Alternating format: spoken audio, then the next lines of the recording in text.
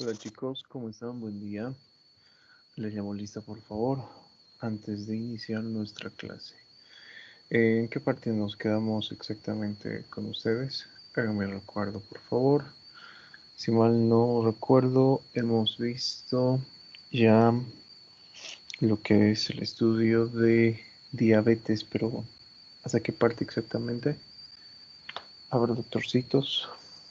Dijo que íbamos a ver específicamente el tratamiento no farmacológico, los de dieta, ¿sí? Ya, pero ¿en qué parte nos quedamos? Hemos visto algo de tratamiento no farmacológico, dieta. Sí, algo ya habíamos hablado, pero dijo que Listo, gracias. Entonces vamos a retomarla desde donde ustedes comentan, ¿sí? A ver, han buscado cuáles son las características o los criterios que debemos tomar en cuenta para realizar el diagnóstico de un estado de prediabetes o regulación alterada de la glucosa. O nada, doctores. ¿Qué van a buscar, no? Bueno, a ver, como nuestro examen es el día de mañana, vamos a realizar lo siguiente, ¿sí?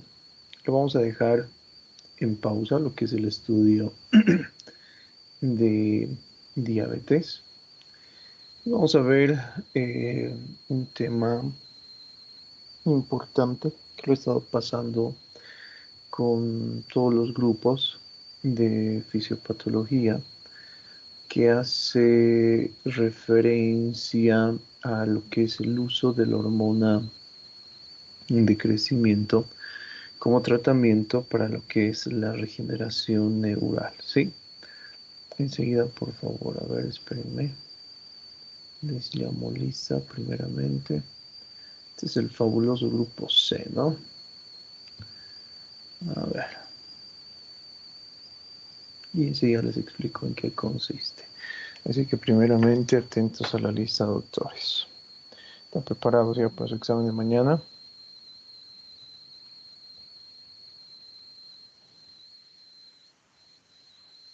Sí, doc.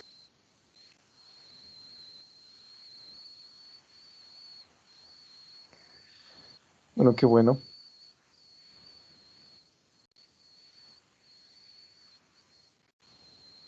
Disculpe, me han dado dos horarios para mañana el examen. ¿Podría decir el horario correcto y cuánto va a durar el examen, por favor? Que perdón, no te he entendido.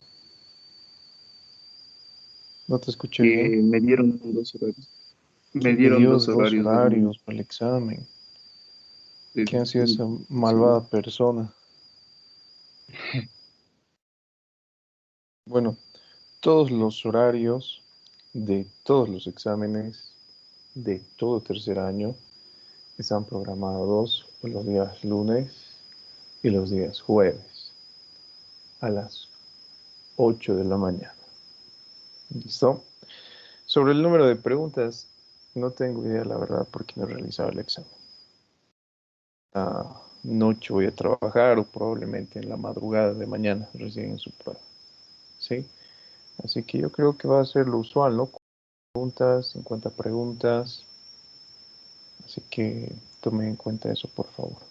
¿Listo? Doc, En caso de que sean 40 preguntas, van a tener 50 minutos. Tiempo suficiente para que realicen lo que es la prueba y para que envíen su examen, ¿no? Tomemos en cuenta eso, entonces, por favor, antes que nada, no hay minutos adicionales para la entrega, ¿sí? Dentro de los 50 minutos que ustedes van a tener, en el caso de que existan 40 preguntas, tienen que medir su tiempo para enviar la prueba. En caso de que sean 50 preguntas, el examen va a tener un valor de 100 puntos.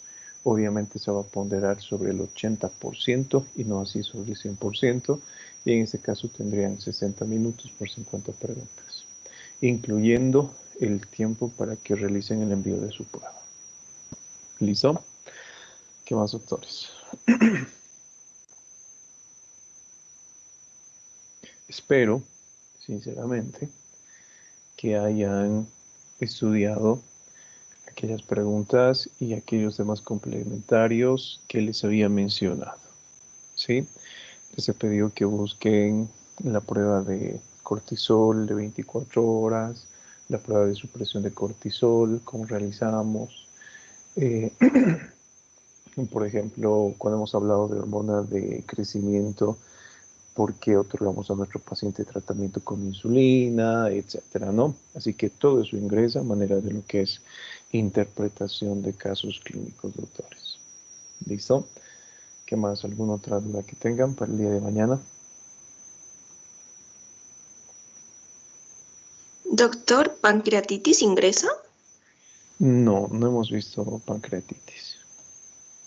Ok, gracias. Sí. Aunque podrían Doc, estudiar, son 3 líneas pancreatitis. En semiología hemos visto cuáles son las características del dolor pancreático. ¿Sí? ¿Qué más? ¿Alguna otra duda? doctor, que ¿Alguna sea otra 1 hora de pregunta? duración de examen. Por eso les digo, va a estar sujeto al número de preguntas que tengamos. Si son 40, 50 minutos. Si son 50, 1 hora.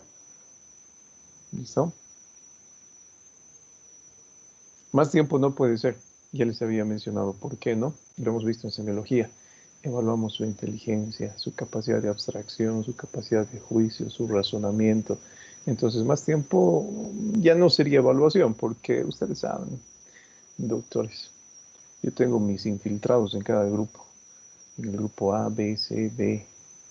Y yo sé lo que hacen, ¿no? Crean sus grupitos, hacen videollamadas.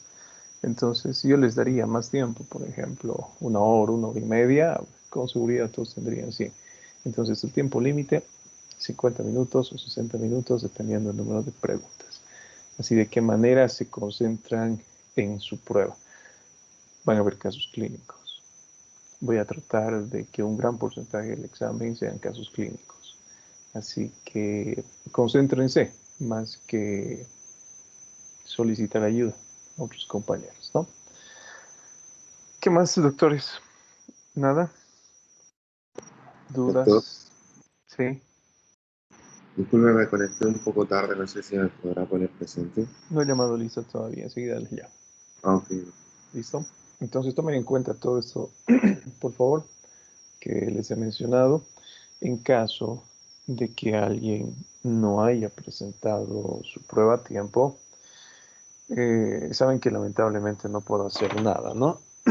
Ya les había explicado eh, las razones, vuelvo a repetírselas. Anteriormente, bueno, el semestre pasado, la persona encargada de crear, por ejemplo, toda la plataforma, todas las unidades de avance, era el docente, pero ahora está a cargo de lo que es dirección, calidad académica, etcétera. Entonces, estas personas también tienen lo que es absoluto control de la plataforma. Así que yo no puedo darles más tiempo del establecido por la universidad, ¿no? Y nada más, doctores. Si es que por alguna razón no han podido entregar su examen, no voy a poder ayudarles, sinceramente. Ustedes ya conocen cuál es el conducto regular, se comunicarán con las doctoras encargadas de la carrera de medicina. Nos está apoyando la doctora Arias y la doctora Guerra. La doctora Navarrete ya no, probablemente les han hecho saber. La doctora Navarrete ya no está apoyando lo que es 3er año, así que solamente la doctora Aguirre y la doctora Arias. Con ellas tendrían que coordinar lo que es la reprogramación del examen y dependiendo del número de estudiantes que no entreguen la prueba a tiempo, se tomará la decisión de que sea el examen escrito u oral. Sí, de preferencia sería bueno el examen oral rezagado, ¿no? Así que traten de entregar siempre el examen por lo menos 5 minutos antes. Las recomendaciones de siempre, tomen sus previsiones, ¿listo? Yo sé que una excusa frecuente y actual por parte del estudiante es que justo al momento de entregar el examen les ha fallado el internet, ¿no? Justo ese momento. No podía ser en otra hora. Y bueno, sabemos que es mentira también eso, ¿no? Pero probablemente puede existir también algún caso verdadero por allí, pero tomen sus previsiones, ¿no? Asegúrense que su conexión, por ejemplo, a Internet eh, funcione de manera adecuada, por si acaso tengan datos en su teléfono celular para enviar en caso de que falle su conexión de Wi-Fi, bueno, qué sé yo, ¿no? Eso ya depende de ustedes, ¿no? Es lo que yo hago. Cada vez que paso clases con ustedes, eh, por ejemplo, ahora está mi hijo y explota, pero a todo dar lo que es su PlayStation. Y juega con los amiguitos en red. Y me perjudica las clases porque disminuye la calidad de la red. Y no puedo transmitir videos y todo. Entonces le digo, deja de jugar y después cuando yo termine de hacer mis cosas y me vaya a jueves. Listo. No tomamos previsiones. Entonces, de la misma forma tomen sus previsiones, por favor, ¿no? ¿Qué más? Nada más. Yo creo que ya lo saben todo. Lean las recomendaciones, por favor. Lean las instrucciones que tienen en el examen. No se lo pasen por alto. Las preguntas van a ser de selección múltiple. Ya no van a haber preguntas de complementación. Antes de entregar su examen, bueno, marquen la casilla de solicitar revisión, notificación o enviarme la corrección después de la prueba, etcétera, para que yo les envíe de esta forma lo que son los resultados y para que ustedes puedan verificarlos, ¿no? ¿Qué más, doctorcitos? Nada más. Listo. La llamo Lisa entonces, ¿sí? Almonacid. Presente, doctor. Alves. Presente, doctor. Arispe. Presente, doctor. Callares. Ayer es presente. Averanga. Presente, doctor. Arias. Presente. Sí está Arias. Cautín. Presente, doctor. Cautín. De Moraes. Aquí, doctor. Espinosa. Presente, doctor. Flores. Presente, doctor. Flores, ese milagro. Yo pensé que ya había abandonado Flores. Flores Quispe. Presente, doctor. Guzmán Vargas. Presente, doctor. González Vascope.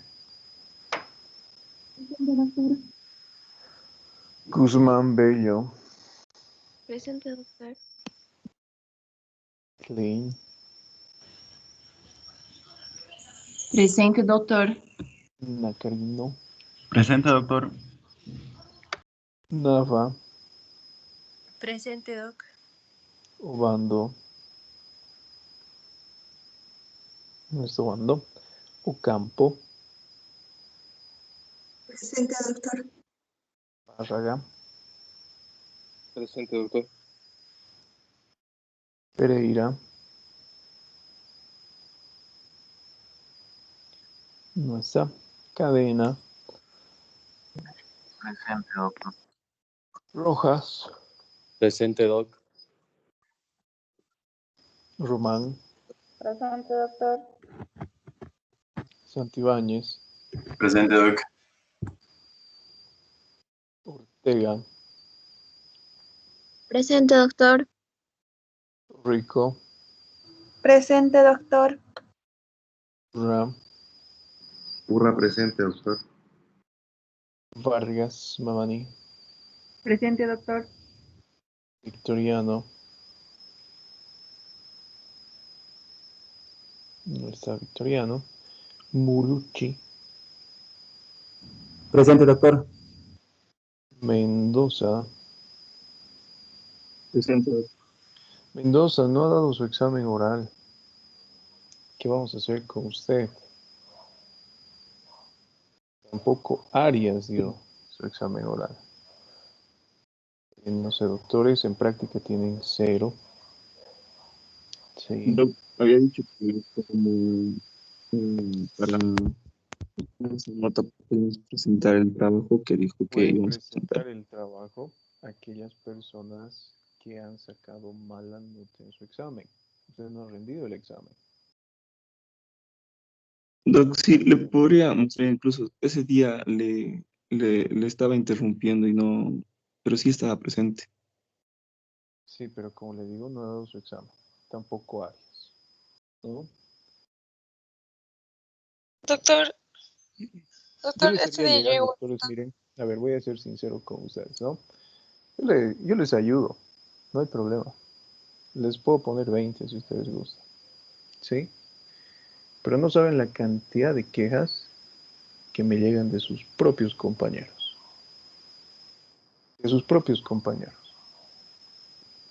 ¿Por qué le he ayudado? ¿Por qué a ellos les está haciendo valer el trabajo 10? Nosotros que hemos rendido el examen oral, que hemos tenido la valentía de presentarnos ese día, pero nos ha ido mal, pero hemos realizado nuestro examen oral, nos está poniendo 10. ¿Por qué aquella persona que no ha asistido, doctor, también le está poniendo 10 si no se le ha pegado la gana de dar el examen oral? Crean o no, doctores, ese tipo de mensajes recibo. ¿Sí? Y ya les había mencionado, están en toda la razón sus compañeros de realizar ese tipo de quejas. Si yo fuera estudiante, también realizaría el mismo reclamo.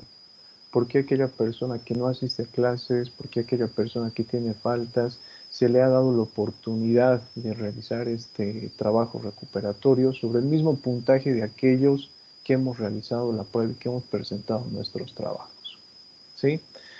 Miren, mañana es el examen, mañana paso notas y yo creo que son ya lo suficientemente grandecitos. Ya es tarde, yo creo, para hacer cualquier reclamo. Han tenido como, a ver, ¿qué fecha hemos realizado? El repaso. El 9 de octubre han realizado su examen oral. Ha pasado un mes para que me avisen, para que me escriban, para que me llamen, pero les ha valido, ¿no? Así que seamos por favor consecuentes en ese punto y yo no voy a poder hacer absolutamente nada por ustedes. Lamentablemente se quedan con la nota de 0. ¿Sí? Bueno, Doctor, hablamos disculpe, de lo siguiente, por favor. Doctor, Vamos a dar paso a la clase, por favor, doctores. Como les digo, han tenido un mes. ¿Listo? No podemos retrasarnos más. Les comento no, lo doctor, yo siguiente. era por la lista. Ya, al final de la clase. Vamos a hablar Ya, de gracias. lo siguiente, por favor. Miren, hace algunos años, cuando se ha realizado la inauguración de la Universidad del Valle, del campus de la América, se había invitado en aquella ocasión a un investigador español, que es el doctor Jesús de Besa, que tiene varios años trabajando en lo que es investigación con hormona de crecimiento. ¿Sí? ¿Por qué les comento eso? Porque si ustedes recuerdan lo que hemos visto en uno de nuestros últimos temas de alteraciones del crecimiento y del control metabólico, habíamos hecho referencia justamente a la hormona de crecimiento, ¿no? ¿Cuál es su importancia? ¿Para qué sirve? Recuerden que habíamos hablado de que la hormona de crecimiento como tal no induce al crecimiento. Necesariamente necesita de una somatomedina. Y cuando hablamos de la somatomedina, encontramos al FGI, ¿no? Que por sus siglas en inglés es el factor de crecimiento similar a la insulina tipo 1. A través de ese factor de crecimiento similar a la insulina tipo 1 es que logra su efecto biológico. ¿Por qué les pongo este ejemplo y por qué les hablo de esto? Porque dentro de nuestras clases de fisiopatología les había mencionado que la hormona de crecimiento no se ve involucrada en lo que es el desarrollo de estructuras que forman parte del sistema nervioso, tanto central como periférico, ¿sí? Y en aquella ocasión, cuando asiste este investigador español, el doctor Jesús de Besa, nos explica que desde hace varias décadas, 2, 3 décadas, se encuentra trabajando con lo que es hormona de crecimiento para tratar a aquellos pacientes que sufren algún tipo de alteración neurológica, ¿no? Desde trastornos degenerativos hasta alteraciones cognitivas, aprendizaje, la reparación neurológica, neural, nerviosa, etc.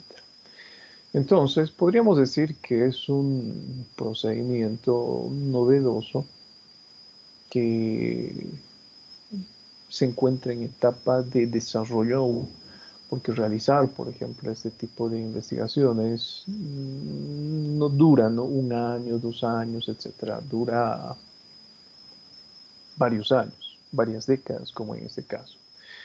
Sin embargo, ya nos había presentado en aquella ocasión los resultados que han conseguido otorgando lo que es tratamiento con la hormona de crecimiento. ¿Han asistido a este curso, doctores, o no?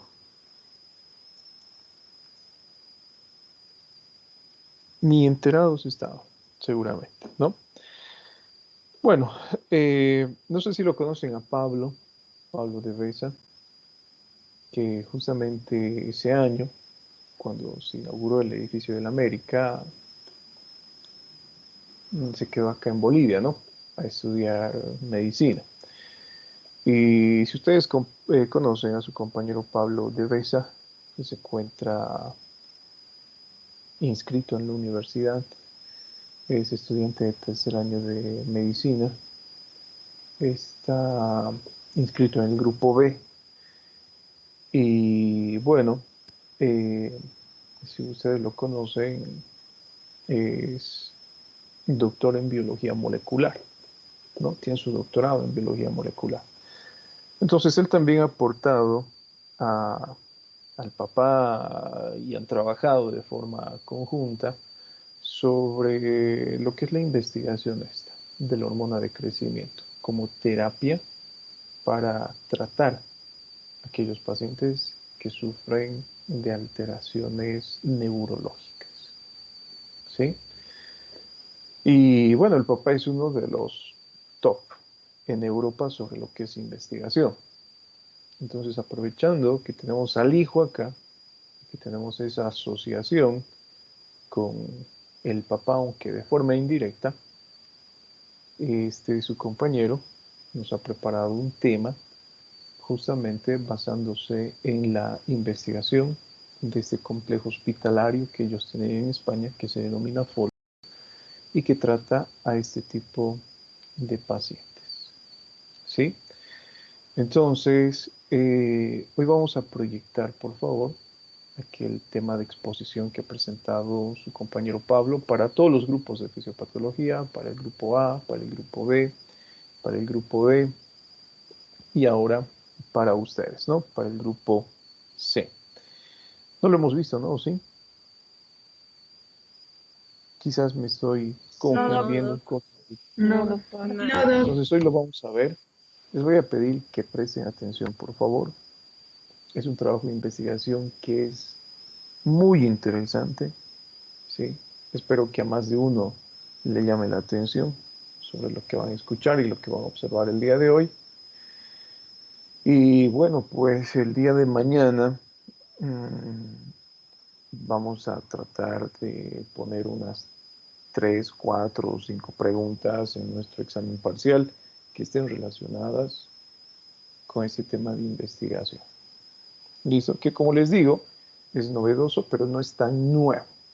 Aunque muchas escuelas, entre ellas, por ejemplo, la Escuela de Medicina Mexicana, la Universidad Autóctona de México, actualmente se encuentra trabajando en lo que es el uso de hormona de crecimiento como neuroprotector.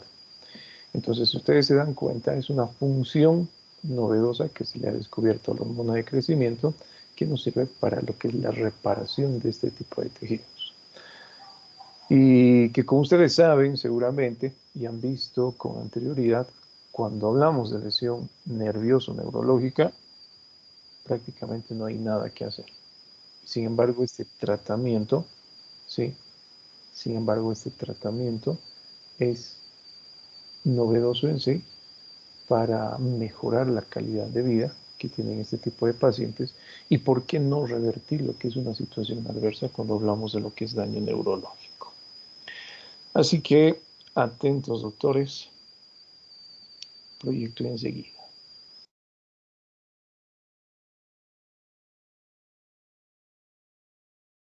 Me avisan por favor si se escucha el audio. ¿Sí?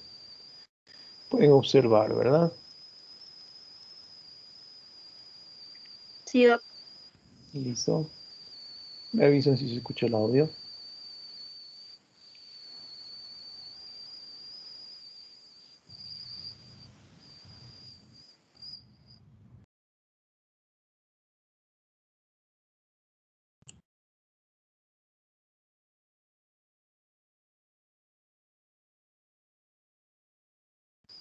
¿Se escuchó el audio, doctores, o no? No, doc. Listo. No, doc. Ahora creo que sí. A ver. Ahora. Bueno, Creo que no, doc. buenas tardes, soy Pablo de Besa, ya me conocen Se muchos de escucha, ustedes. doc. Ahora voy a presentar el trabajo que llevo Listo, doctores, presten atención. realizando bastantes años de la hormona de crecimiento y el sistema nervioso central, el papel que tiene en la neuroregeneración. Lo que voy a dar ahora un poquito es la base del método Foltra, pero por eso se basa la hormona de crecimiento y la neuroregeneración. Pero lo primero que tengo que enseñar es el origen de todo esto. Ahí se está viendo, que fue un accidente de tráfico, traumatismo craneoencefálico, que sufrí yo en el 2002, va a hacer ahora 18 años. Con el sangrado, ahí se ve la colisión, el daño múltiple, frontotemporal, con sangrado múltiple, había daño en el ventrículo izquierdo, lesión axonal difusa, se está viendo ahí el escáner a las 12 horas, el daño en el cerebro. Y eso fue lo que inició, lo que dio lugar con hormona de crecimiento, un inicio, ahí lo estamos viendo, las pautas de 3 a 5 miligramos al día durante 4 meses y después bajando la dosis a 1 miligramo al día según iba viendo la recuperación. Si bien al principio había unas secuelas como, bueno, hemiplegia, pérdida de memoria recente, procesamiento muy lento, pero muy lento, pérdida de concentración, las cuerdas vocales cadavéricas, hemiparálisis facial, también parálisis de la mano derecha y temblores, como ahora mismo, pero por los nervios de exponer.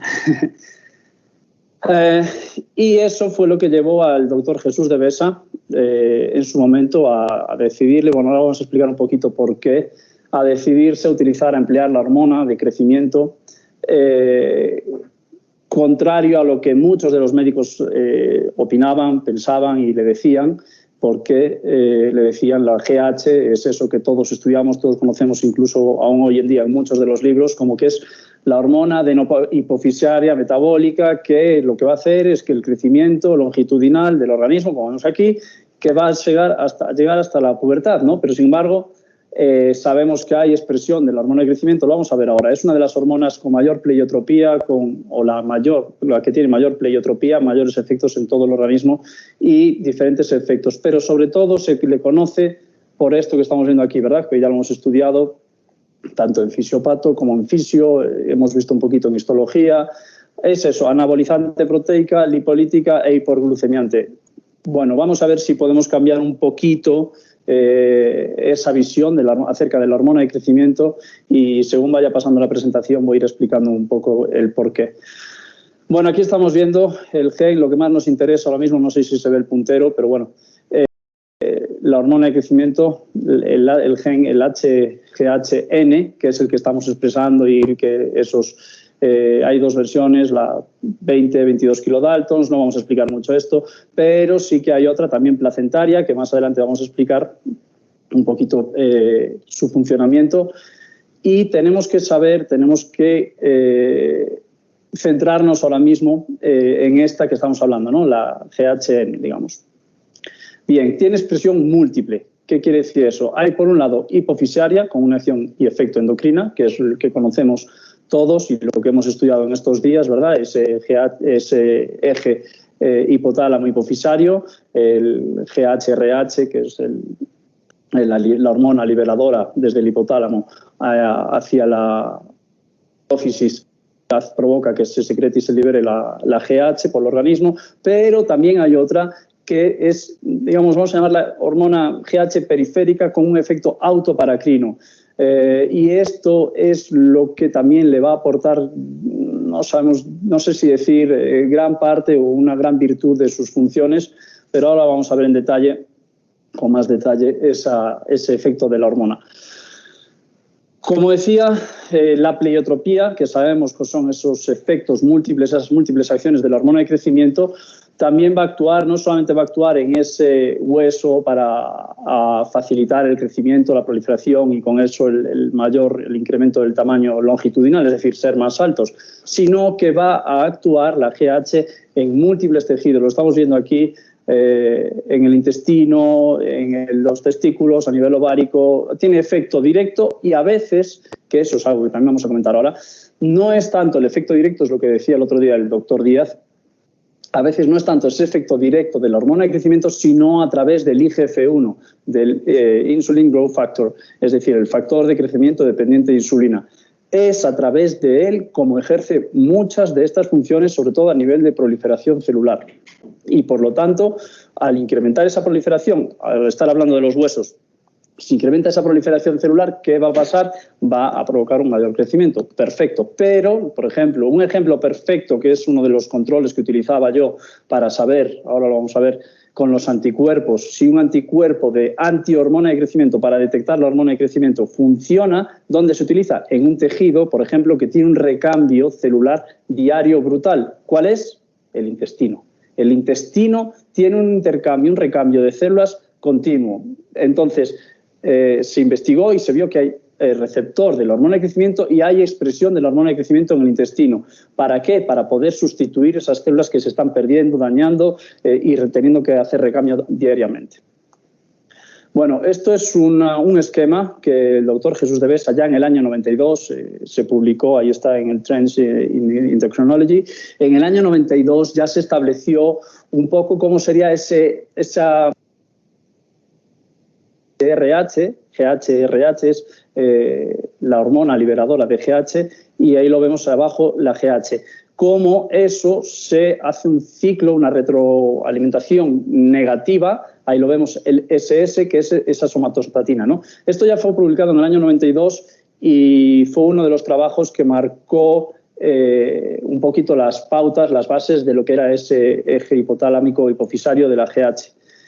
Hoy en día eso se ha ido estudiando, se ha ido perfeccionando, se ha ido volviendo un poquito más complejo. Aquí lo estamos viendo, ahí lo vemos en azul, ese GHRH, cómo estimula la liberación de GH y va a actuar en diferentes tejidos y hay una retroalimentación posteriormente que se van a estimular las células para, desde el hipotálamo, la somatostatina, poder ejercer un poquito el control y que no haya un exceso de liberación de la hormona de crecimiento, porque si no, lo hemos visto, pueden ocurrir problemas como lo que habíamos visto en las clases, ese gigantismo adenohipofisario por culpa del exceso de liberación de hormona de crecimiento, porque no hay una señal que la frene, no hay una señal que la pare, ¿no? Que es en este caso la somatostatina. Bien, si bien estaba diciendo que la GH tiene un efecto sobre las células, sobre el organismo, evidentemente el eje GH-IGF-1, o sea, una vez que se ha liberado la GH, va a ejercer un efecto, y esto es una de las causas por las que, por ejemplo, también tenemos una publicación, esto está relativo a una, o sea, que la GH a lo mejor no es tanto una hormona, sino más bien una prohormona. o una prehormona. La GH, lo vemos aquí en esta gráfica, en este dibujo, la GH va a ejercer sus efectos sobre los aminoácidos, sobre el núcleo, sobre el gen, el gen del IGF-1, al igual que lo hace también la insulina. La insulina va a provocar una mayor liberación, una mayor producción de IGF-1.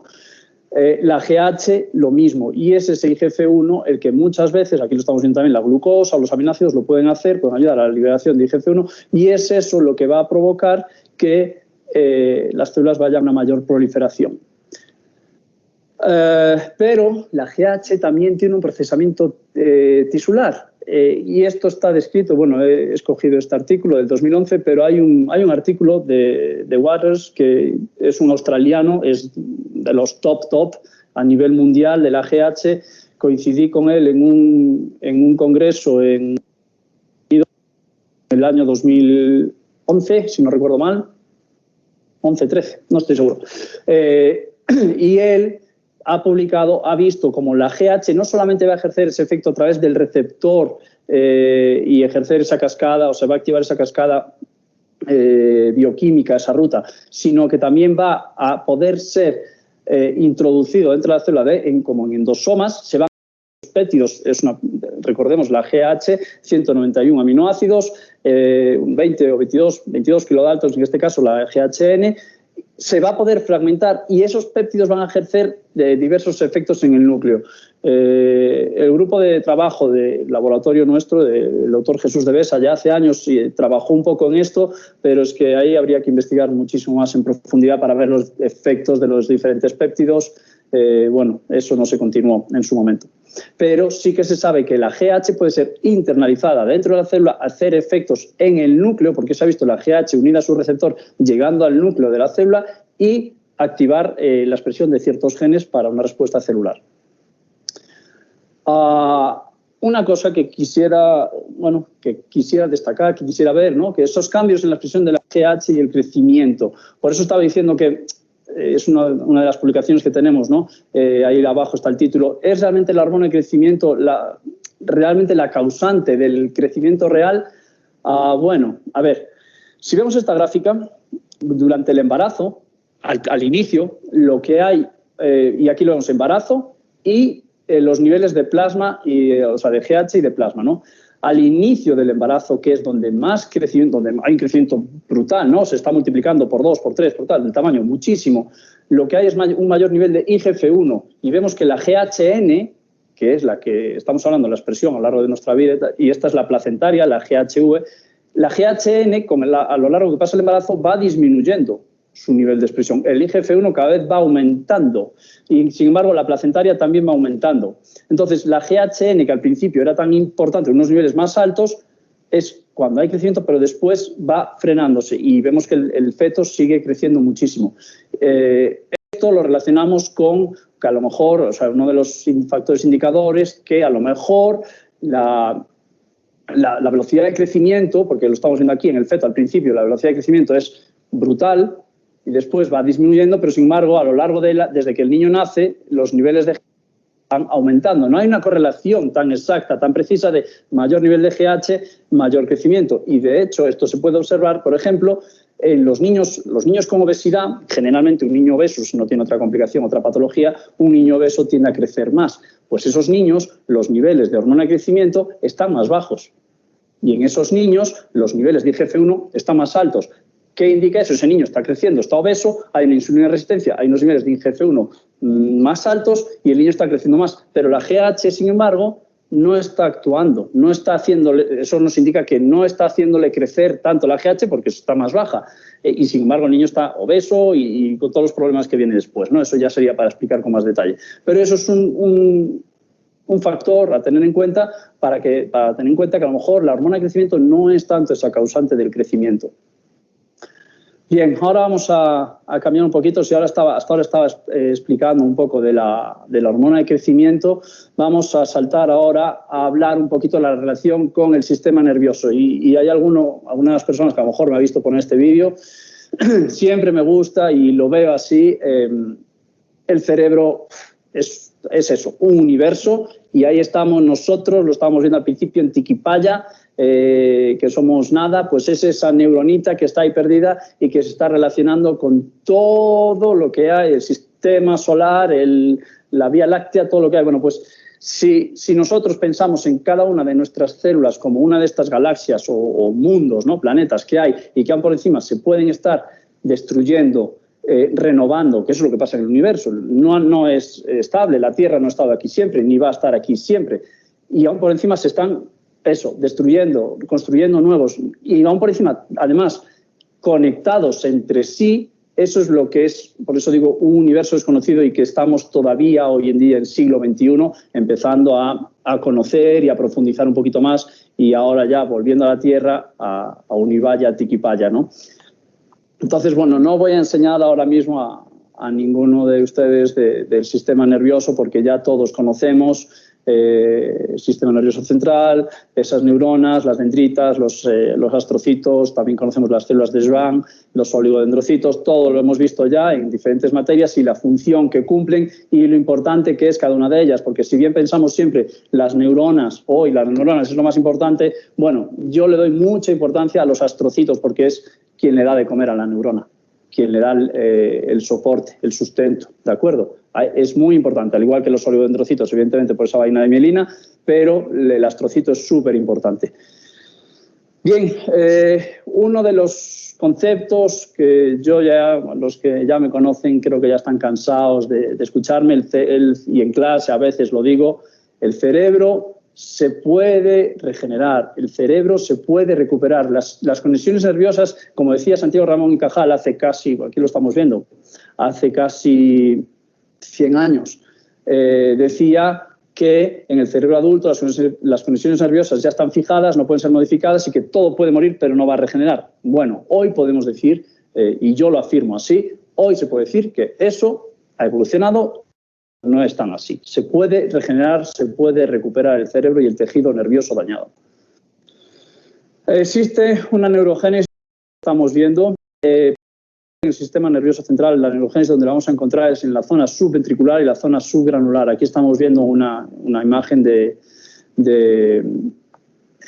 microscopía electrónica. Son unas slides de experimentos míos realizados en ese giro dentado de rata de laboratorio, marcando las diferentes células, neuronas del giro dentado que estamos viendo. Yo trabajé mucho con el giro dentado del hipocampo. ¿Por qué? Porque eso se puede trasladar al humano. La importancia que tiene el giro dentado en el humano es que se ha visto que es súper importante esas neuronas que están ahí proliferando para, sobre todo, memoria a corto plazo, para control del carácter, no tanto como la zona subventricular, que es más, la proliferación de la zona subventricular está más fuerte en los animales. ¿Por qué? Porque hay una migración, como se está viendo en esta imagen de aquí abajo, de esas neuronas a la zona frontal, a la zona que pertenece al bulbo olfatorio, para que el animal, en este caso la rata, pueda reconocer, por ejemplo, más fácil quiénes son sus crías de otras. Bueno, este es un ejemplo que me gusta mucho, no sé si se escucha el audio, pero este es un ejemplo de la naturaleza que lo tenemos en todos lados. Al final los ejemplos de la naturaleza los tenemos siempre, ¿no? Cada año el pájaro, este pajarito, cada año empieza a cantar, pero deja de cantar. Acaba su época de cría y deja de cantar. Y se ha visto en estudios que esas neuronas del cerebro encargadas de enseñarle, por así decirle, o hacerle cantar, desaparecen, se mueren, apoptosis, no hay conexiones, las neuronas desaparecen. Sin embargo, al año siguiente, ¿va a volver a cantar? Sí.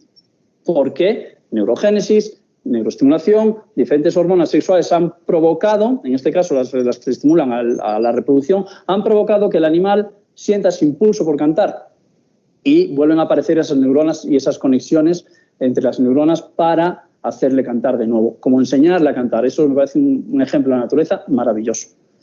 Bien, estoy hablando de daño neurológico, estoy hablando de neurogénesis, estoy hablando de plasticidad, de nuevas conexiones.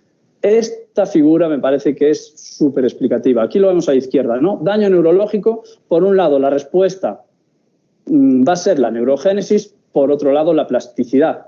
¿Qué es la plasticidad? El aumento de conexiones. ¿Qué es la neurogénesis? Bueno, lo que estamos viendo antes es génesis de nuevas neuronas, no solamente neuronas, sino más bien células neurológicas.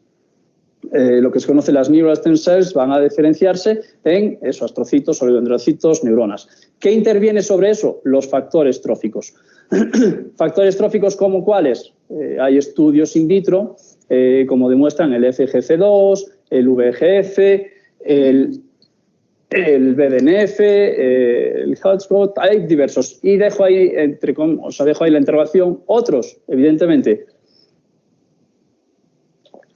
ya se pueden imaginar que ahora mismo voy a hablar de la hormona de crecimiento.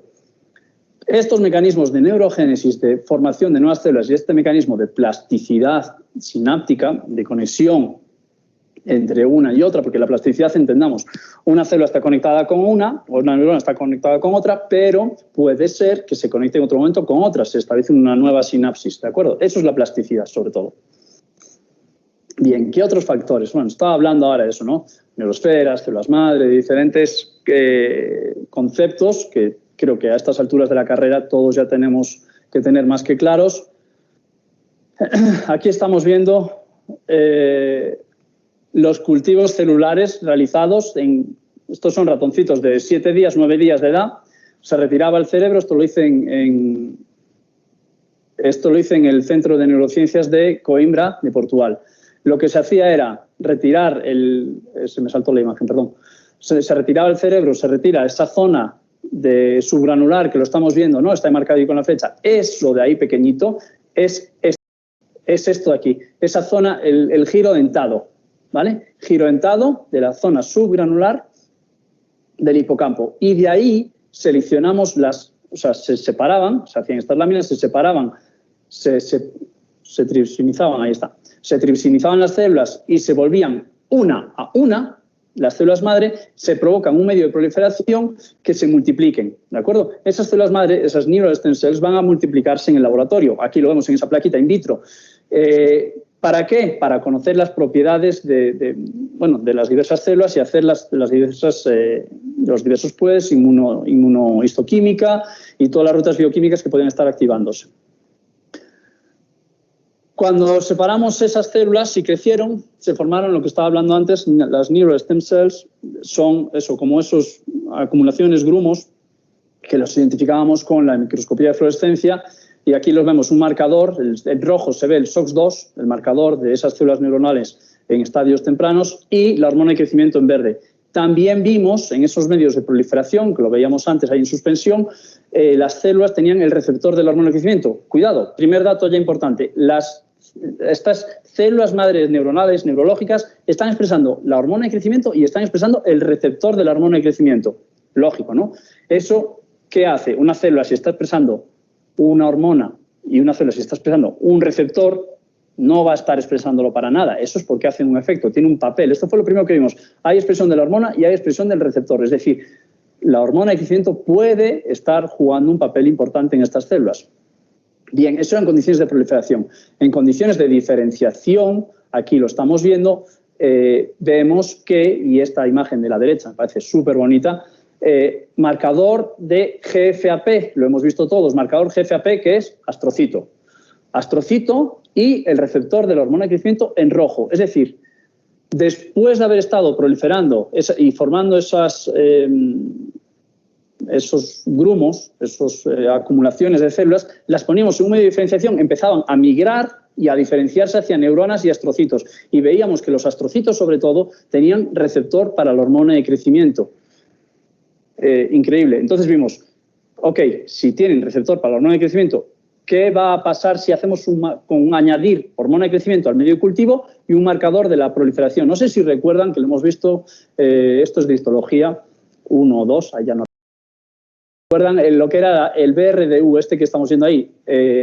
Bromodesoxiuridina.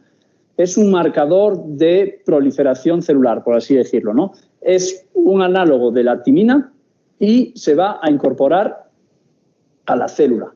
Y después lo podemos marcar con un anticuerpo, es decir, la célula que ha incorporado bromodesoxiuridina la vamos a marcar y en este caso la marcamos con un anticuerpo que se vea en rojo. Las células que vemos en rojo son las que han estado proliferando. Bueno, si añadíamos hormona de crecimiento en un medio de proliferación, el efecto de la hormona de crecimiento era mayor proliferación que el control. Se incrementaba, estadísticamente significativo, se ve casi el doble. En un medio de diferenciación, sin embargo, no hubo efecto. Es decir, si esas células en los cultivos están en un medio que les está indicando que tienen que diferenciarse hacia neuronas, hacia astrocitos, hacia oligos o lo que hiciese falta, las células no van a proliferar. Algo lógico también, ¿no? Si la célula está en un ambiente que no tiene que estar por qué proliferando, no hay otros factores, aunque añadas hormona de crecimiento, no había un incremento de la proliferación. Entonces, lo que vimos fue, en esas condiciones de diferenciación, ver la apoptosis. ¿Disminuía la muerte celular? Ojo, ¿disminuye la muerte celular en condiciones de diferenciación? Sí. La hormona de crecimiento provoca que haya una mayor supervivencia de esas células que se están diferenciando. El pegvisomant es un agonista, lo que va a actuar es uniéndose al receptor de la hormona de crecimiento y un antagonista lo que va a hacer es impedir, va a dejar bloqueado ese receptor de la hormona de crecimiento. Entonces, si yo pongo pegvisomant, la muerte celular aumentaba y si pongo pegvisomant y añado hormona de crecimiento, no va a haber una disminución de la apoptosis, no va a haber una disminución de la muerte. ¿Por qué? Porque el receptor de la hormona estaba bloqueado. Entonces, la hormona no estaba pudiendo ejercer su efecto de supervivencia. ¿De acuerdo? Esos son dos conceptos que tenemos que tener muy claros. De proliferación, la hormona provoca mayor proliferación. En condiciones de diferenciación, la hormona disminuye la muerte celular. Entonces, con eso dijimos, ok, vamos a estudiar las rutas bioquímicas. Sin entrar en mucho detalle, aquí lo estamos viendo, el pegvisomant, la línea roja es que inhibe, ¿de acuerdo? El LY inhibe al PI3K, el U0126 inhibe a ERK, la rapamicina a mTOR y el SP60125 inhibe a fosfoYANK. Fosfoyank lo que va a hacer es inhibir la apoptosis. Bien, no vamos a entrar mucho en detalle de esto, pero bueno, el pegvisomant bloqueaba la proliferación y la supervivencia celular, lo vimos antes. El LY, cuando añadíamos el Y, vimos, esto lo tenemos en otros estudios, pero no quiero andar poniendo muchas imágenes, lo que vimos cuando se ponía el LY solamente, la célula contrarrestaba, era capaz si añadías hormona de crecimiento, la célula era capaz de sobrevivir también. ¿Por qué? Porque actuaba a través de esta otra vía, del ERK. Lo hemos visto, PI3K y AKT es una ruta, y la vía del ERK también influye en la supervivencia de esas células. Si inhibíamos esta ruta, la célula salía con esta otra ruta. Si inhibíamos esta ruta, la célula salía con esta otra ruta. Comprobamos con de la ruta del PI3K, AKT, y sin embargo, cuando inhibíamos el fosfoYANK, ahí no había manera. Aunque añadiésemos la hormona de crecimiento, las células se estaban muriendo igualmente. ¿De acuerdo? Si inhibíamos el fosfoYANK. Bien, esto eran resultados en células. En animales vamos a ir aquí un poquito más rápido, lo estamos viendo con un neurotóxico. Esto fue resultados que hice ya que había hecho en España, en la Universidad de Santiago de Compostela, la Facultad de Medicina. Añadiendo un neurotóxico a los animales, vimos como sus ataques epilépticos, se ven esos reflejos, aparte que no dormían, aumentan, son esas sacudidas que tienen los ataques epilépticos por culpa del ácido caínico, aumentaban. Y se vio que había, lo vamos a resumir un poquito, pero con la adición, añadiendo la hormona de crecimiento, esto también está publicado, se vio como la proliferación, en condiciones basales, lo vemos aquí en la gráfica más fácil, en las condiciones basales no había diferencia, solamente por añadir hormona de crecimiento las células no respondían con una mayor proliferación. Si había un daño grande, el añadir, el inyectar, el administrar tratamiento con hormona a esos animales provocaba una mayor respuesta. Aquí se está viendo, ¿no? Otra vez el marcador, el bromo de desoxiuridina, marcador de proliferación, con ácido caínico a dosis de 10 miligramos kilo. Al añadir la hormona de crecimiento, el giro dentado, que es como este dientecito que se ve aquí, por eso es dentado, ese giro dentado incrementaba la proliferación de células madre. Es una mayor respuesta, ¿de acuerdo? Lo estamos viendo aquí también. Se ve la inmunoreactividad de la hormona de crecimiento en esta zona CA3, que corresponde con esto de aquí, CA3 es esta zona de aquí se ve con más aumentos. Lo estamos viendo, ¿verdad? Con el caínico solo no se lee muy bien, pero esto es el ácido caínico y esto es el caínico más la hormona. Había más hormona de crecimiento en estas zonas. Aquí lo estamos viendo en una inmunoreactividad, inmunofluorescencia, el núcleo marcado en verde y la hormona de crecimiento marcada en rojo. Y estos son unos experimentos que hice en la en la universidad, en Lyon, en la Universidad de Claude Bernard, en Francia, con hibridación in situ para ver la propia expresión, de cómo se estaba regulando la expresión de la hormona de crecimiento en esas células del giro dentado. Vale, recordemos, estas células del giro dentado son células madre que están proliferando para después migrar y evolucionar, evolucionar hacia diferentes sitios o diferentes tipos de células a reparar los daños. Bien, esto estamos hablando hasta ahora de cultivos celulares, que puede parecer aburrido lo de los animales, sí, pasan animales, sí, pasan cultivos, pero ¿esto se traduce al ser humano? Bueno, esta persona, esta mujer de 63 años con déficit de atención, conducta depresiva y un test de Tabek, que es un test para categorizar un poquito el aprendizaje de palabras, la lectura, recordar palabras. Tenía al inicio, o sea, aquí lo estamos viendo, la escala normal sería 0, eso sería lo normal, sacar 0. Pero tenía un -21. Aquí el genotipo es porque induce a un mayor déficit de concentración, el genotipo 4-3, pero bueno, del APOE. No vamos a entrar ahora en eso porque nos interesa la hormona de crecimiento.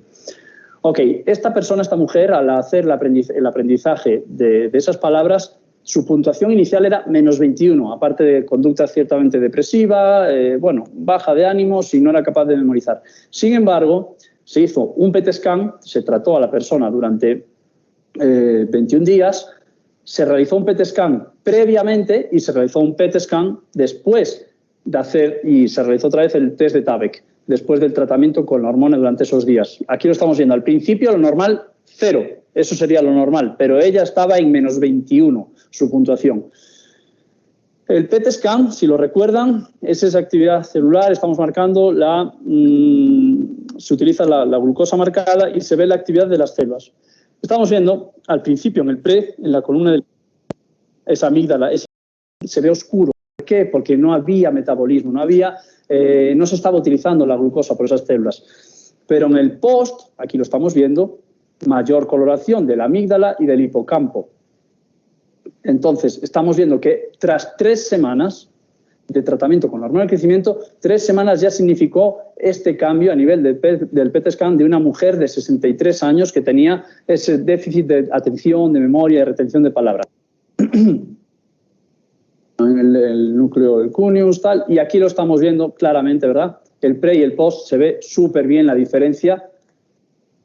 Y si al principio tenía una puntuación, el pre era de -21, lo normal era 0, después de 3 semanas su puntuación subió a 4. Entonces, aquí estamos hablando del sistema nervioso central. Si el efecto de reparador solamente sería en el sistema nervioso central. Bueno, otros experimentos que también realicé en la Facultad de Medicina, en Santiago de Compostela, fueron estudiando la sección del nervio ciático. Con un neurocirujano seccionamos el nervio ciático y después lo suturamos en diversos animales, diversos grupos, unos con salino y otros con hormona de crecimiento. Después de la cirugía, aquí se está viendo el nervio suturado. ¿Y qué pasaba? Aquí lo estamos viendo. En la columna de la izquierda, la evolución de los de salino. Salino el día 1, salino a las 4 semanas, salino a las 8 semanas. A las 8 semanas con salino, vemos que ese animal, 2 meses después, su patita estaba agarrotada, atrofiada, incluso muchas de ellas necrosadas, y se le arrancaban los dedos, incluso se dejaban un muñón y se comían ellas mismas. La pata se la amputan para no tener un miembro que les está estorbando. Pero los animales que recibieron el tratamiento con la hormona de crecimiento, vemos que en el día 1, como estaba también la pata denervada completamente y no tenía control. A las 4 semanas, ya fíjense en la diferencia, cómo modificaba su pisada, su forma de caminar, incluso después era capaz de abrir la pata, los dedos completamente. Hicimos diversas pruebas, electromiografías, no vamos a explicar aquí con tanto detalle, pero ¿qué vimos? que en los de control, estos de aquí abajo, la latencia, el tiempo de latencia era mayor. ¿Qué quiere decir que la latencia es mayor? La respuesta tarda más en llegar. En cambio, los que recibían la hormona de crecimiento, la latencia era una respuesta más rápida. Parece que no es mucho, 2,5 milisegundos y 1,9 milisegundos, pero la respuesta era más rápida. Y la amplitud de la respuesta, aquí sí que lo estamos viendo clarísimo, la amplitud de la respuesta de los de control, que no habían recibido el tratamiento, 36 milivoltios, y fíjense la amplitud de la respuesta de los que recibían el tratamiento con la hormona, enorme, ¿no? La diferencia brutal. Aquí se ven las gráficas. Entonces, mayor amplitud y aún por encima responde más rápido. La hormona de crecimiento está actuando regenerando este nervio ciático. Así lo comprobamos también con histología, lo estamos viendo aquí. Si lo pueden ver arriba, la primera columna indica hematoxilina y eosina, se está viendo la estructura del nervio, el salino, como está totalmente destruido, y sin embargo los que recibieron la hormona de crecimiento, el nervio se va recuperando, regenerando, renerva, no sé si existe, pero bueno, recupera. El marcador de neurofilamentos también lo estamos viendo, y con el marcador de SBAN, el S100, células de SBAN, se van recubriendo esas células nerviosas, ayudando a transmitir mejor el impulso nervioso. Entonces, conclusiones. In vitro, los cultivos de estas células madre del sistema nervioso, del giro dentado, muestran inmunoreactividad para la hormona de crecimiento y para el receptor. Importante, esto ya nos sirve para saber que la hormona hace un efecto. Proliferación, ¿cuál? Proliferación basal en condiciones de proliferación, pero en diferenciación lo que va a ayudar es a disminuir la muerte, aumenta la supervivencia celular. El daño, de por sí, nos pasa, eso lo sabemos, el daño del organismo, si está en condiciones normales, va a intentar hacer una respuesta de regeneración, pero vemos que no es capaz y la hormona lo que va a conseguir es reforzar esa recuperación, incluso conseguir una recuperación que en condiciones normales no iba a ser posible en el sistema nervioso, ¿no? Y aquí lo estamos viendo también, el nervio ciático, tras ser seccionado y suturado, cómo recuperaba sus capacidades. Bien, ahora voy a contar todo esto a lo que llevó. Porque si al inicio contaba lo del accidente que va a hacer ahora esos 18 años y 18, el 22 de noviembre va a hacer 18 años, eso llevó a la creación del Centro Sanitario Foltra y el método Foltra. Sí, aquí está. Bueno, son algunas de las imágenes del centro en España, donde realizamos la rehabilitación de estos pacientes. Ahora vamos a hablar un poquito de clínica y del método Foltra, de los resultados que se pueden llegar a conseguir rehabilitando al paciente con daño neurológico. Perdón, tengo mucha sed. Bueno, lo primero que nuestro método, el método Foltra es integral, multidisciplinar y entendemos el cuerpo, el organismo como todo. Multidisciplinar, o sea, tenemos terapias, fisioterapia, logopedia, terapia ocupacional. Intentamos abarcar todo lo posible y necesario para el paciente. Todo eso revisado por el tratamiento médico, seguimiento nutricional, especialistas médicos, enfermería, también estudios del sueño. Nosotros nos centramos en que sí, el cerebro tiene diferentes áreas, cada uno, cada daño, cada persona, cada patología, digamos, ¿no?, que nos llega al centro, ser tratada de manera individualizada y personalizada, porque los daños, nunca va a haber dos daños iguales y dos lesionados medulares, C3, C5, C3, o la lesión que sea, o traumatismo craneoencefálico, que sea, en la misma zona, no va a ser igual en cada persona, ¿no? Por eso, el tratamiento que ofrecemos es eso, individualizado y personalizado. Aquí tengo unas estadísticas, no vamos a aburrirnos mirando esto. Me he centrado en traumatismo craneoencefálico, lo que se ve aquí, el TBI, Traumatic Brain Injury, traumatismo encefálico craneal. Estos son datos de 2 años. Evidentemente, a lo largo de estos años no sé cuántos miles de pacientes habrán pasado por allí, pero estos son datos que recogí yo concretamente de 2 años. En este caso, traumatismo craneoencefálico de 129 pacientes en diferentes test realizando fisioterapia. Aquí vemos la capacidad para caminar, la capacidad de equilibrio, cómo se incrementa un 135% desde el pre hasta el post. Diferentes test como el tiempo para caminar 10 metros, que bueno, nos puede parecer una cosa insignificante, pero si pensamos en una persona que está en silla de ruedas, caminar 10 metros, imposible. Cómo disminuye un 91%. El test de percepción visual y también de memoria a largo plazo, el que se llama el test RAY, este es un test de neuropsicología, aumenta un 282%, 283%, bueno, casi un 300%. Por eso decía, la hormona de crecimiento ejerce un papel, un factor muy importante en el cerebro para esas capacidades, el otro día decía, neurocognitivas. Va a regenerar el cerebro y va a mejorar la capacidad de memoria, de sinapsis de las células que hay, ¿no? Aquí lo estamos viendo. El test de Bartel también, la capacidad para, eso es en terapia ocupacional, para llevar actividades de la vida diaria que, como digo, a lo mejor el ponernos un zapato nos parece la cosa más fácil, pero cuando tienes una hemiplegia, pues no eres tan sencillo. O a lo mejor, si no mueves las piernas, pues volver a moverlas para levantar simplemente un pie y poder calzarte. Bueno, actividades de la vida diaria, cómo se mejoran un 151%. Aquí lo estamos viendo, las de logopedia, cómo mejoraban todo y disminuía, por ejemplo, en la escala de babeo, esto que vemos aquí negativos, porque el babeo disminuye, porque el test de parálisis facial disminuía también un 80%. Esto es en accidente vascular cerebral, lo mismo, lo otro, el traumatismo encefálico craneal, aquí lo estamos viendo en el stroke. También estamos viendo la capacidad de mejora de los pacientes, lo estamos viendo, ¿no? Y cómo disminuyen los tiempos para caminar, también disminuye el babeo, la parálisis. En estos datos de accidente vascular cerebral, los porcentajes no son tan buenos como en los otros por un motivo. Si se fijan, aquí volvía a la de traumatismo craneoencefálico, si se fijan, la media de edad de estos pacientes era 32 años. En estos pacientes está casi en 50 años, accidente vascular cerebral. Es algo medio natural o lógico, bueno, natural no debería ser, pero es más fácil sufrir un accidente vascular cerebral con una edad mayor que con una edad joven. Y es más fácil o más habitual, por desgracia, el sufrir un accidente de tráfico o traumatismo encefálico craneal cuando eres joven, cuando vas con el auto todo loco, como me pasó a mí, o cuando vas con la moto o cuando eres un incauto, evidentemente. Pues esos son factores que pueden influir en esa diferencia de edad.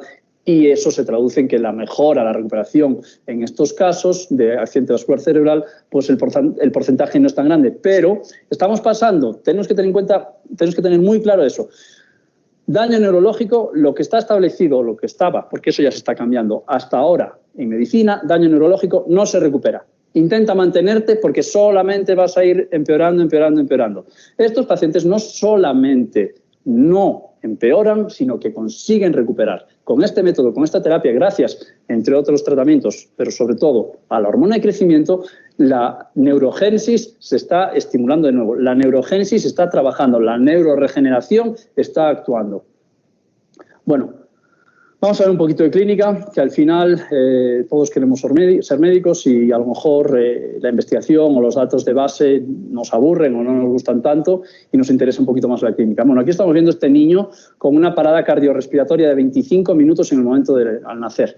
Su pronóstico era ceguera, sordera, no poder hablar, mutismo, tetraplegia espástica, y pidieron desconectarlo cuando tenía 15 días de vida. Aquí se está viendo el electroencefalograma plano, iban a desconectarlo y los padres en el último momento decidieron que no.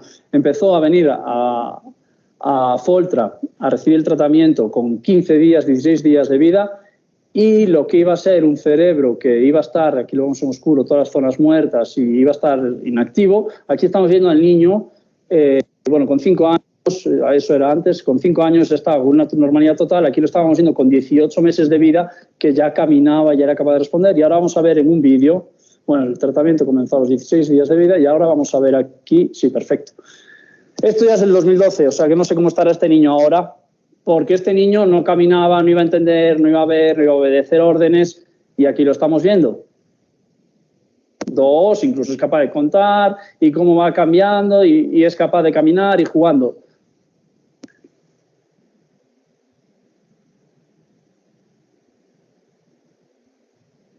Bien, lo dicho, ese niño iba a ser desconectado, ese niño tenía un cerebro que cuando se le llevó al doctor en su momento que lo atendía, un año o 2 años después, dijo, bueno, a veces pasa, casualidades. los padres medio se reían, medio se enfadaban, decían, pero si es que está recuperándose. No, pero es el daño en el cerebro, no se sabe. Bueno, el daño en el cerebro sí que se puede recuperar y se está viendo, ¿verdad? Y en este niño se ve claramente. Aquí vemos otro vídeo del niño también, cómo le están cantando, le están bailando. Lo tengo sin audio porque esa trabajadora estaba ahí cantando y siempre me dice que no lo ponga con audio de cómo canta. Pero le está cantando, le está a juegos y el niño le está atendiendo, o sea, es capaz de entender, reaccionar y responder. Le está diciendo ahí como que está loca, que cómo canta y que está loca. O sea, vemos que el cerebro del niño se ha recuperado.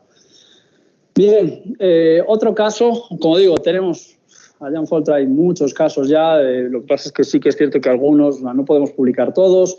Bueno, eso es otra cosa que ya explicaré después con más calma. Este otro caso, que esto sí que es increíble, síndrome de regresión caudal y agenesia sacra. Lo hemos estudiado en algunas de las asignaturas, algunas de las materias.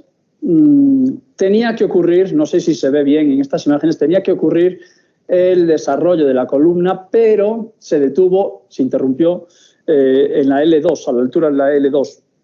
¿Qué supone eso? Agenesia sacra. Aquí lo estamos viendo. Lo que tenía que continuar del desarrollo se detuvo por diferentes causas que ahora mismo ni recuerdo. Pero su miembro inferior, desde esa altura de la L2, estaba denervado. ¿Qué significaba eso? No había control de esfínteres, no había movimiento, no había nada, sensibilidad.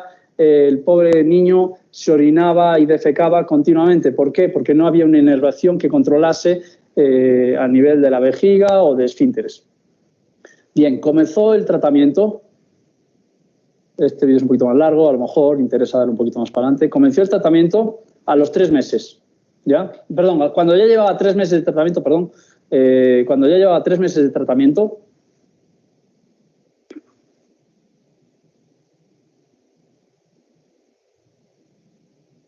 todavía no hay un control de los miembros inferiores.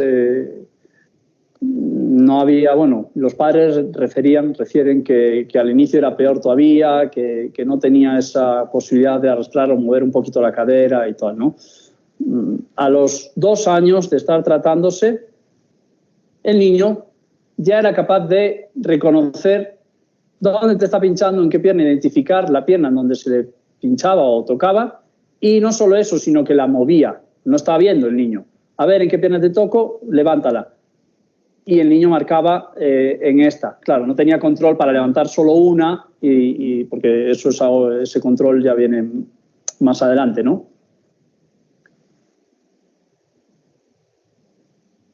Y no solo eso, sino que recordemos, o sea, la hormona no le provocó que creciese el hueso. Ese hueso no salió, no creció, ahí se detuvo. Pero desde ahí sí que reinervó. A continuación voy a mostrar una imagen. Se mostró una reinervación y el niño ya es capaz de tener control. Evidentemente un control grueso, no es un control fino, pero oye, el niño es capaz de caminar con un andador y es capaz de desplazarse. Aquí lo estamos viendo incluso de manejar un triciclo. 4 años y el niño ya era capaz de empujar y hacer esa dorsoflexión con el pie. Empezó también a ser capaz de gatear. Aquí volvimos un poquito atrás, identificar. Y aquí hay una imagen al final. Bueno, incluso empezó a hacer el movimiento un poco más fino de los dedos. Y ser capaz de, con unas muletas y él solo también, aguantarse de pie. Y recordemos, no hay un tejido óseo que sirva de referencia, de anclaje, incluso así, ¿verdad? Sin manos. El control muscular le ayudaba, pero no había un tejido óseo, entonces la complicación es mayor todavía en esa zona, ¿no? Ahí a nivel del sacro. ¿Qué pasó?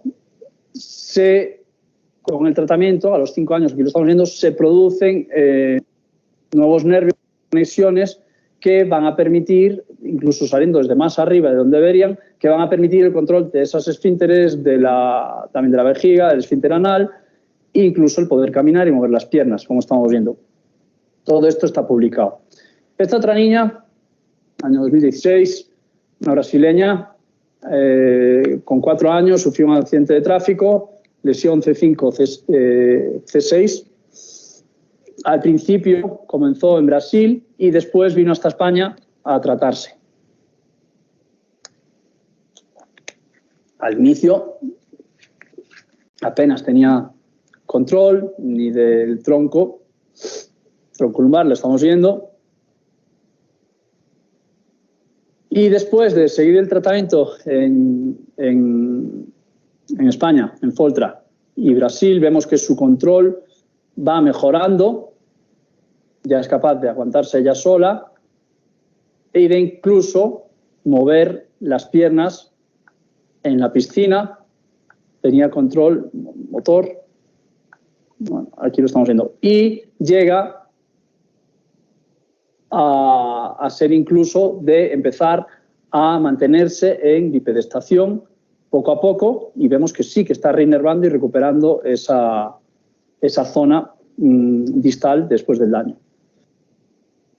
Bueno, aquí lo estamos viendo, este otro traumatismo encefálico craneal. Aquí vemos las imágenes de arriba, las zonas oscuras, recuerden, zona dañada, zona muerta, zona da un daño múltiple.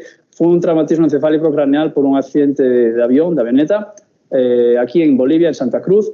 Estuvo el chico 10, 11 meses en coma y después de un año empezó a despertar.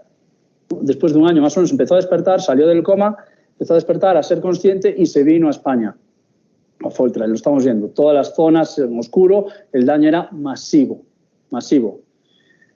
Comenzó en Foltra,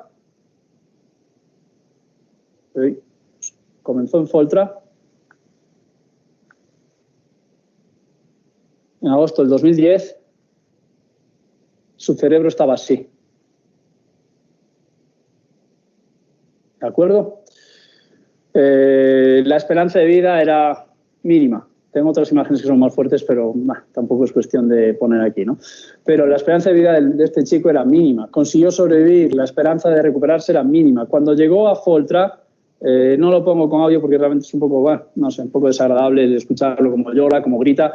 De todo se quejaba, cognitivamente no era capaz de relacionar, de entender, nada.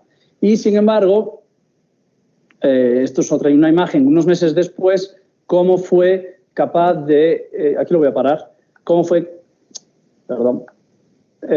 capaz de ir recuperando su nivel de conciencia, que lo estamos viendo al inicio, ya. Cómo fue capaz de ir recuperando su nivel de actividad mental. Hoy en día está estudiando sin problemas y, bueno, va un poquito, le cuesta un poco más lento, pero ahora vamos a ver las imágenes. Su velocidad de procesar aumentó muchísimo, porque pasó de decirle, le decías una relación de colores o de blanco, rojo, amarillo, y te respondía con blanco, Madrid, amarillo, no sabía decir, son colores, ¿no? Te decía cosas totalmente inconexas.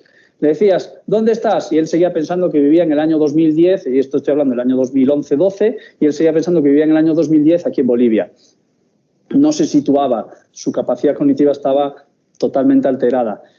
¿Qué tenía mayores? El pie equinovaro, todos lo sabemos, y tenía una retracción, todo a nivel tendinoso, muscular, tendinoso, se retraen, y entonces el chico es alto, mide 1,94 me parece, no podía ponerse de pie. En uno de los requerimientos que a ver, la familia nos decía, a ver si puede volver a caminar, aunque sea, porque claro, con lo grande que es muy difícil movilizarlo y para él sería una calidad de vida brutal, ¿no? Se realizaron unas cirugías en Madrid para corrección y extensión de esos tendones. Se hizo bueno, no sé exactamente la cirugía que se realizó, pero como que hacen lo extienden, ¿verdad? Después se escallaron en la pierna durante 6 meses y el cirujano le dijo a la familia, no sé para qué están haciendo esto, su daño es cerebral, el daño cerebral no se recupera, eso pensaba el cirujano, y no sé para qué están haciendo esto porque dentro de unos meses el pie se va a volver a retraer porque no hay control neurológico, no hay control del cerebro. Pero Evidentemente, ustedes pagan, ustedes quieren, allá ustedes. Bien, el cerebro del chico, en teoría, no se recuperaba, la pierna no se iba a recuperar, no iba a poder realizar la bipedestación porque esa pierna no iba a tener control motor nunca, y aquí lo estamos viendo como al poquito tiempo de sacarle las escayolas, los pies sí que fueron capaces de aguantar en pie, o sea, aguantar la persona en bipedestación, y lo estamos viendo. Aquí nos centramos en, a día de hoy la mano en garra todavía continúa, tiene sensibilidad, tiene cierta capacidad de movimiento, pero la mano en garra es muy difícil recuperar una mano en garra, sí que se puede, pero es muy difícil, y la familia en lo que se quiso centrar fue sobre todo en que el chico pudiese caminar.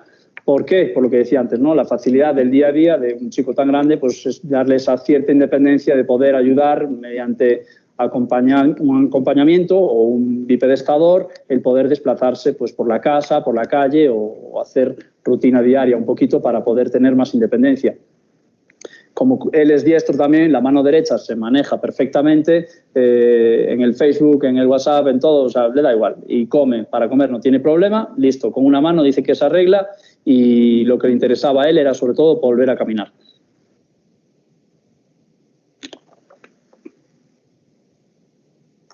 Entonces, por acabar, conclusiones. El organismo humano va a intentar reparar ese daño neurológico. Cuando hay un daño, el organismo, nuestro cuerpo, va a intentar repararlo. Eso lo sabemos siempre. En el cerebro también. Pero sabemos que el cerebro no siempre es capaz de establecer, de hecho casi nunca es capaz de establecer una regeneración, una recuperación adecuada. La correcta neurorehabilitación debe ser planificada para cada persona, es decir, cada tratamiento individual, personalizado, de manera intensiva. Los tratamientos que se realizan allá son entre 3, 4, incluso 6 horas al día. ¿De acuerdo? No es que esté 6 horas haciendo fisioterapia, pero se va alternando con cognitivo, dependiendo un poquito, ¿no?, de cada daño, cada persona, lo que necesita. Hay que coordinar entre diferentes áreas, no es sencillo porque hay que coordinar el trabajo de fisioterapia con fonoaudiología, se llama aquí, logopedia se llama en España. Hay que coordinarlo, no es fácil, como decía, ahora vamos a dar esta tanda de sesiones, meses de tratamiento, de terapias, perdón, centrándonos, focalizando un poquito más en, a lo mejor, en que sea capaz de respirar bien, de que pueda deglutir bien, que pueda ser capaz de hablar, que deje de babarse, que lo que sea. Eso se coordina entre diferentes áreas, ¿no? Eso es un poquito un nivel más de complicación. Y, como decía, el método Foltra se basa siempre en terapias y tratamientos individualizados y multidisciplinares. Bueno, la base de lo que estaba hablando antes, que es posible la recuperación de daño a nivel central o a nivel periférico, y simplemente agradecerles su atención o la siesta que se han pegado. Muchas gracias.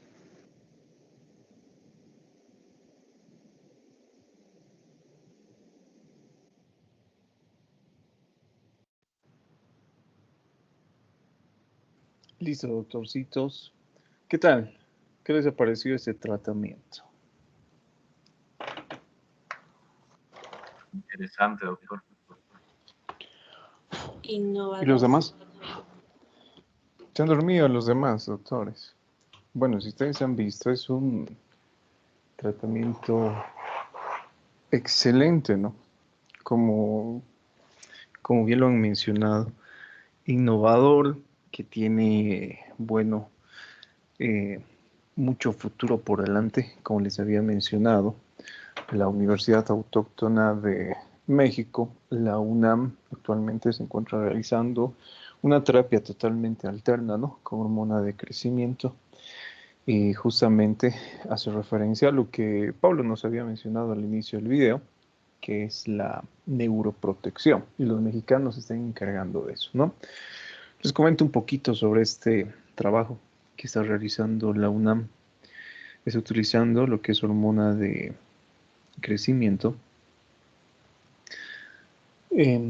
para tratar a aquellos pacientes que, debido a diferentes situaciones, presentan, por ejemplo, un estado de hipoxia, ¿no? Cualquier tipo de alteración, sea respiratoria, sea cardíaca, sea endocrina, cualquier tipo de enfermedad que sea capaz de producir daño neuronal,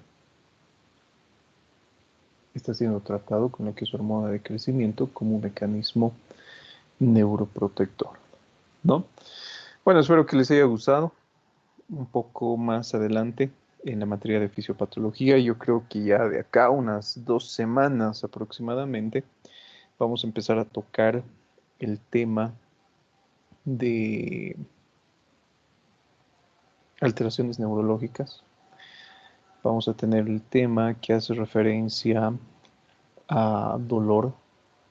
Tendremos el tema que hace referencia a lo que es Parkinson y Alzheimer, ¿sí?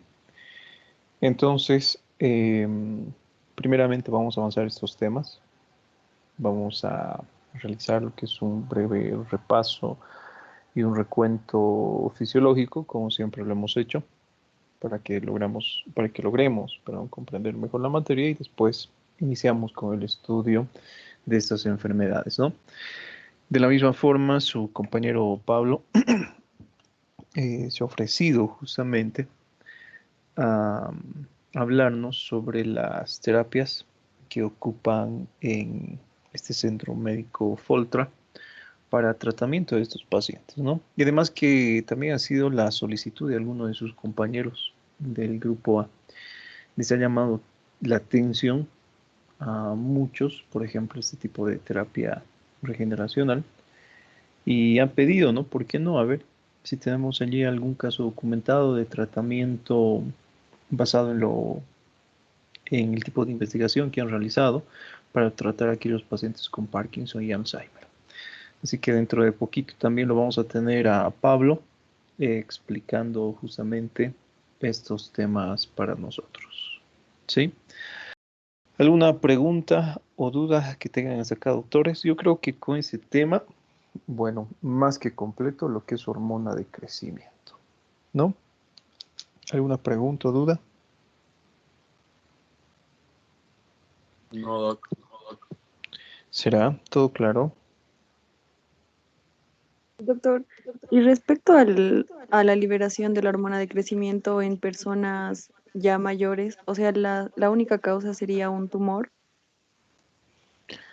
En personas adultas, generalmente sí, ¿no? Se debe a lo que son tumores hipersecretores de hormona de crecimiento, generalmente. Aunque hemos visto otras causas, por ejemplo, que pueden producir este tipo de efectos, ¿no? ¿Qué más? ¿Qué más? ¿Qué más, doctorcitos?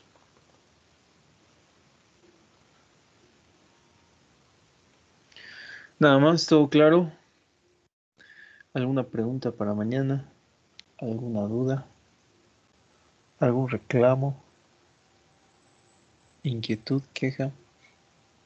No. Entonces, tomen en cuenta, por favor, lo que han visto el día de hoy a manera de complementación. Por lo menos unas 3 o 4 preguntas para nuestro examen vamos a sacar de este tema, ¿sí? Que es regeneración neural con lo que es hormona de crecimiento. ¿Qué más, doctores? Nada más, no tenemos mucho tiempo ya para avanzar, solamente 6 minutos. Así que la siguiente clase, bueno, continuaremos con lo que es el estudio de diabetes. ¿Algo más, doctores?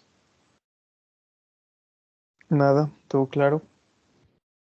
Doctor, una pregunta. Sí. Al administrarle la hormona de crecimiento, o sea, en ese caso se le introduce a la zona lesionada, por ejemplo, si hay una denervación hacia el nervio o es a nivel sistémico. La verdad, cuando nosotros hablamos, por ejemplo, miren, enseguida vamos a ver una respuesta que ha dado su compañero Pablo, ¿no? Justamente yo le había preguntado eso. ¿Cómo es que trabaja la hormona de crecimiento y cómo es que nosotros logramos, por ejemplo,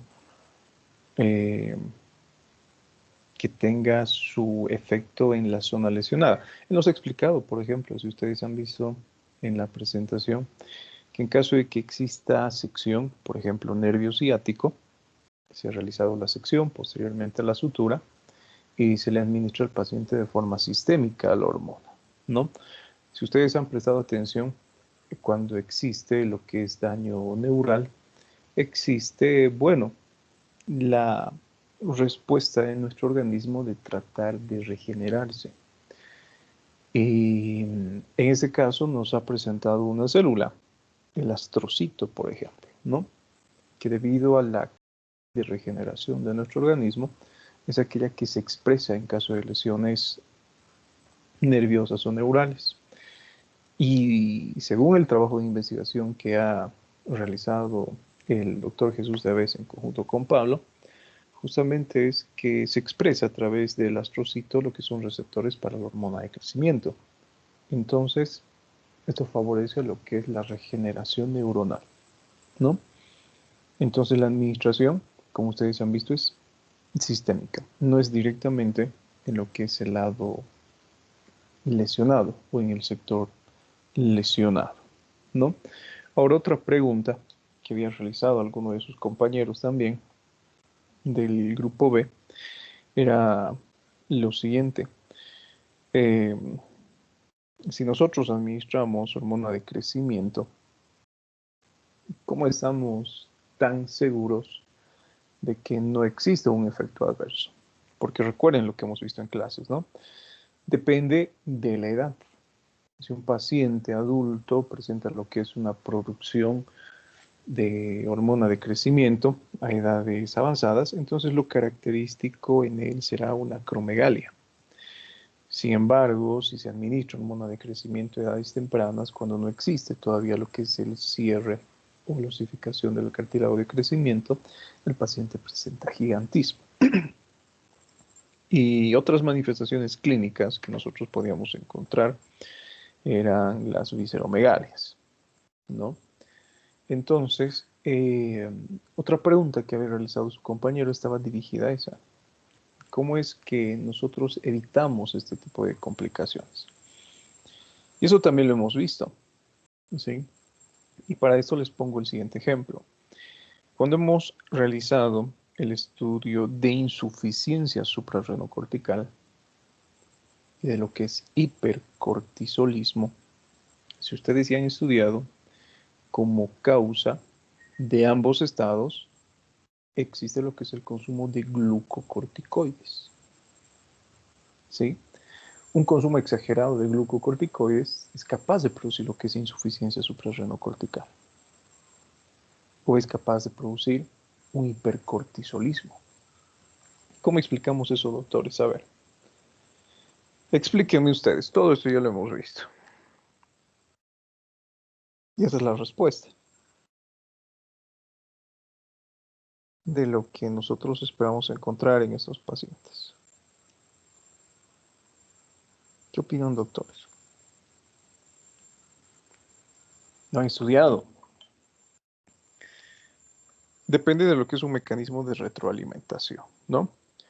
Si el paciente consume, por ejemplo, lo que es una gran cantidad de glucocorticoides, es capaz de inhibir por retroalimentación negativa a lo que es el eje hipotálamo hipoficiario. Estimula lo que es el hipotálamo y el hipotálamo a la hipófisis para que deje de existir lo que es la producción de ACTH.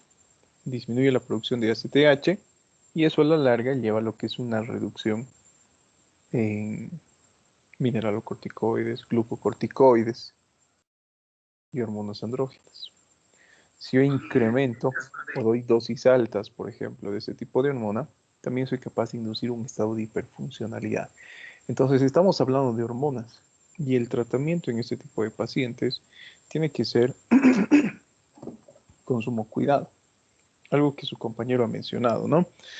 El tratamiento tiene que ser individualizado, personalizado y tiene que ser multidisciplinario. Entonces, no todo paciente responde a la misma terapia de forma efectiva, ¿sí?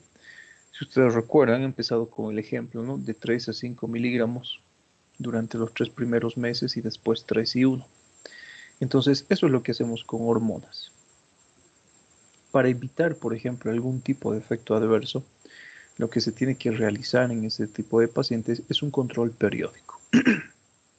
Puede ser de forma semanal, puede ser de forma mensual o puede ser de forma bimestral, trimestral.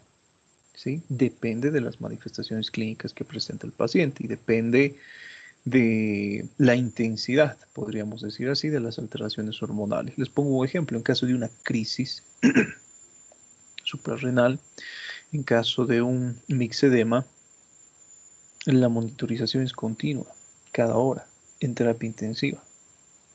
En este tipo de pacientes, bueno, probablemente no se encuentran internados en terapia intensiva, pero se tiene que hacer lo que es un control periódico de forma exhaustiva, justamente para controlar los niveles de hormona en nuestro organismo, ¿no? Se detecta cualquier tipo de anormalidad y lo que se hace es descender la dosis o suprimir el tratamiento de forma momentánea, por así decirlo. Entonces, si ustedes se dan cuenta, eso ya lo hemos visto en nuestras clases de fisiopatología. Un ejemplo, que también lo ha mencionado su compañero. Cuando nosotros tratamos, por ejemplo, lo que es la pubertad precoz isosexual, o cuando tratamos a un paciente con una talla alta, ¿qué es lo que utilizamos? Utilizamos agonistas de la hormona de crecimiento, no antagonistas. Dentro de lo lógico, sería lo ideal pensar darle al paciente un antagonista. Si yo le doy un antagonista, bloqueo lo que es la hormona de crecimiento, pero eso es totalmente adverso. Lo que yo hago es darle un agonista, es decir, darle algo que incremente la producción de hormona de crecimiento. Incrementa la hormona de crecimiento y por mecanismo de retroalimentación inhibe a lo que es el hipotálamo y el hipotálamo inhibe a la hipófisis. Y en este caso existe lo que es una disminución de la hormona liberadora de hormona de crecimiento, por ejemplo. Entonces, si ustedes se dan cuenta, el tratamiento hormonal es así, ¿sí? Actúa a través de lo que es un mecanismo de retroalimentación. Ponemos otro ejemplo, los anticonceptivos orales. ¿Qué tienen los anticonceptivos orales?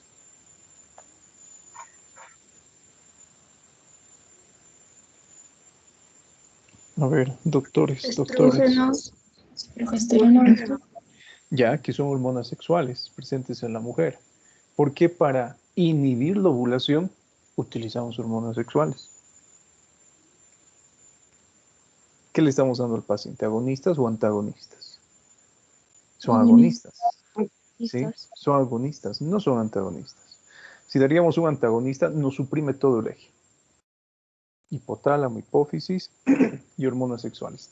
Las tres decaen. Pero en este caso le damos hormonas sexuales para evitar la ovulación. ¿Cómo conseguimos eso? Incrementamos la dosis de hormonas sexuales, estrógenos, por ejemplo, y por ese mecanismo de retroalimentación existe estimulación del hipotálamo, y el hipotálamo estimula a la hipófisis para producir lo que es disminución de hormonas sexuales. Y de esa forma se evita la ovulación, ¿no?